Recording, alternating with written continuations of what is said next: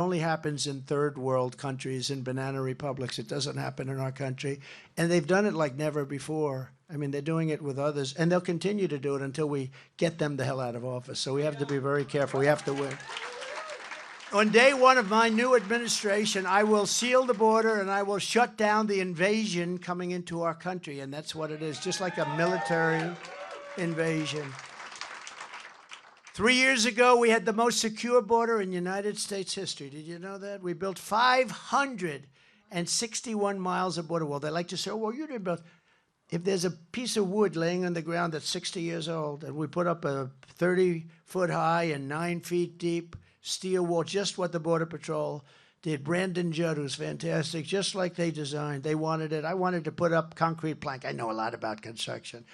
But it wouldn't have been as good, wouldn't have been as strong, and you need a view car to see who's on the other side. You know, it does help. You know, they used to drop, we had certain areas where there was solid, you couldn't see. They would throw drugs over the wall, and it would be like 100-pound sacks of drugs. And it would actually kill people. It would hit people on the other side of the wall. Can you believe it? This is what they did. But we built a tremendous amount. But if there was a piece of wood laying there rotted and terrible, or a couple of nails or anything, they'd say, that's not a new wall, that's a renovation. No, it's a new wall.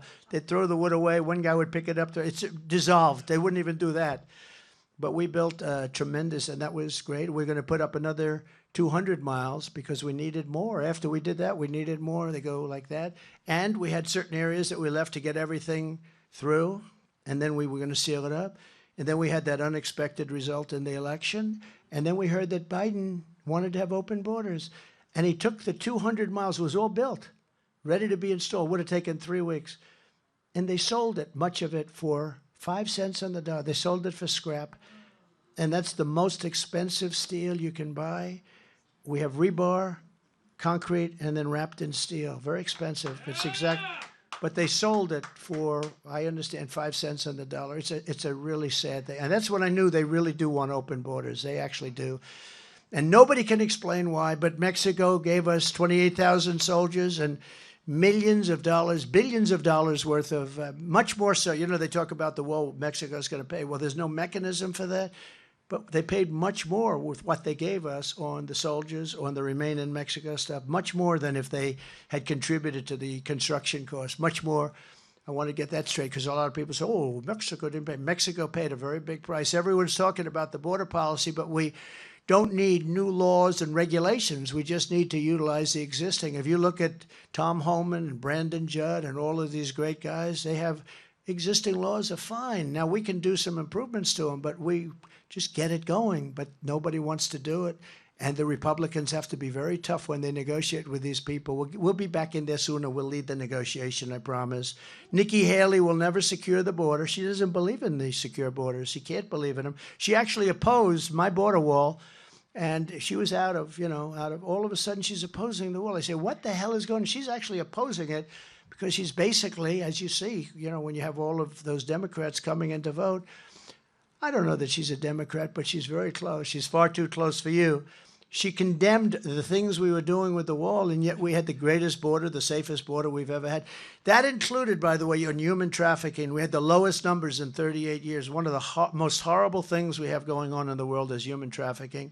You think it's an ancient thing. It's not. And what made it so profitable and so big now is the computer, the Internet. The Internet made all of that, and it's mostly in women. They traffic in women, and it's a terrible, terrible scourge. And she didn't fight it like she's supposed to fight it. 2016, she stabbed the Republican Party in the back by siding with Barack Hussein Obama against the Trump travel ban. The Trump travel ban said, we don't want people in our country from certain countries that like blowing up their shopping centers and killing people every week. We don't want them, I'm sorry. And it was upheld in the Supreme Court.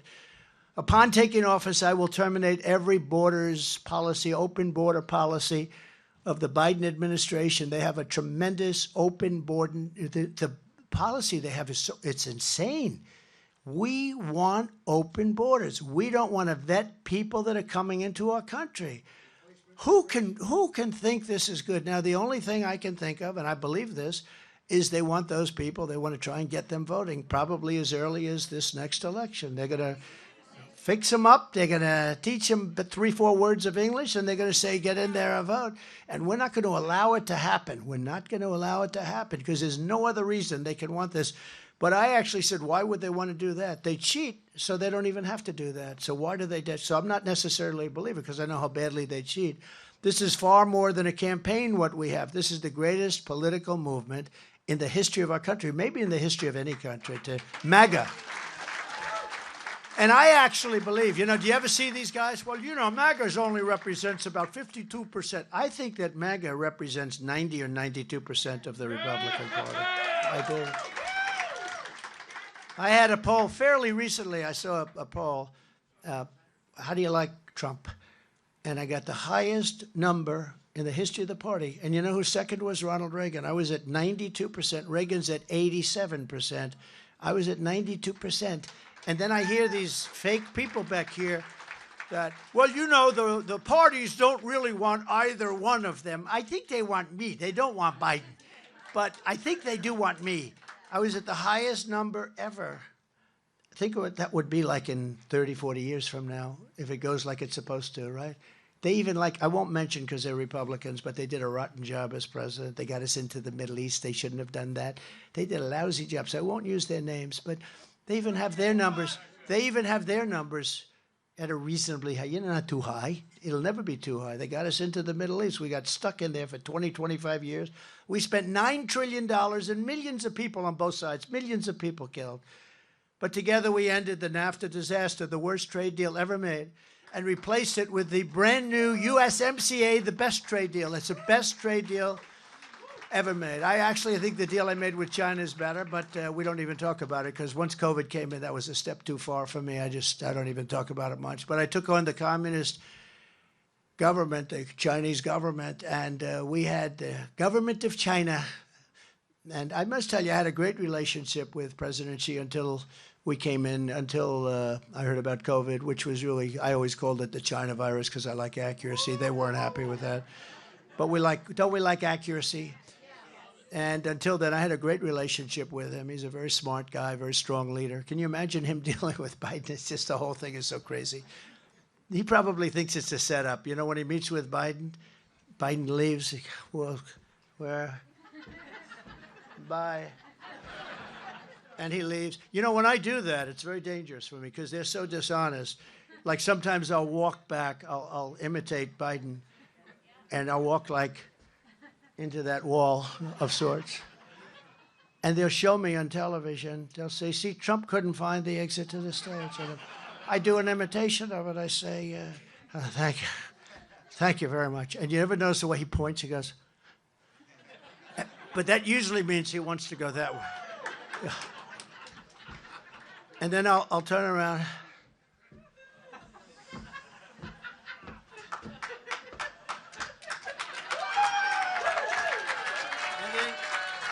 And then Secret Service, by the way, Secret Service, they're unbelievable. The shit they have to put up with. But Secret Services, and then you'll see this handsome, beautiful Secret Service guy coming. You say, why the hell isn't he president? That's it, right? You see this handsome, and they always grab him, right? They catch him and they, walk him off the stage. This is our president. We got a beauty. But I gave the farmers billions and billions of dollars, but I also gave New England lobstermen and fishermen. I put them back in business, gave them billions of dollars. Billions of dollars. Crooked Joe Biden is waging war on our fishermen. And today the Supreme Court is hearing a case on a Biden regulation, all about it, that requires New England fishermen to pay $700 a day. That sounds like a lot of money to me. $700, you know about that? $700 a day for your fishermen, Mr. Chairman. That's not acceptable. For a federal bureaucrat to ride in their boats, they want to have a federal bureaucrat ride in their boats every single time they go out to fish because they want them to fish in a certain area. Can you believe this? That will end on day one. Tell your fishermen friends, they're too busy working right now. Biden wants fishermen to pay for a monitor to observe every move that they make and report back every week on a weekly basis to Washington, D.C. How bad is that? I'm not a fisherman. I like fishing. I'm not a fisherman. But these guys work like hell. It's dangerous. It's rough. They got to go in those waters. A ship that's getting just decimated by some of the biggest, most vicious waves anywhere in the world. You know that. and they go out there and the wives say goodbye. They never know if they're going to even see him again. Sometimes they don't come back. You never see him again. Nobody knows what even happened. But they want to put somebody on those boats, a monitor, and probably a liberal guy from Washington, D.C., sitting on the boat, and to report them if they go a little bit out of bounds, because I remember they had the 500 square miles of stuff, and I ended it.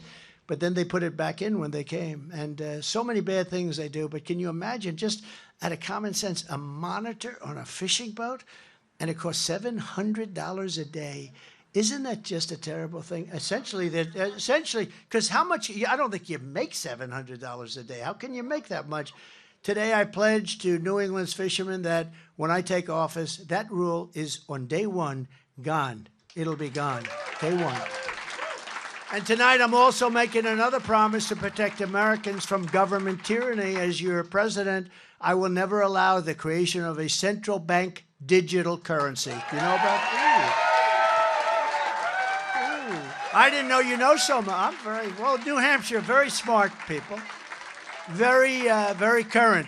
You know what they're doing. Such a currency would give a federal government, our federal government, the absolute control over your money. They could take your money, you wouldn't even know it was gone.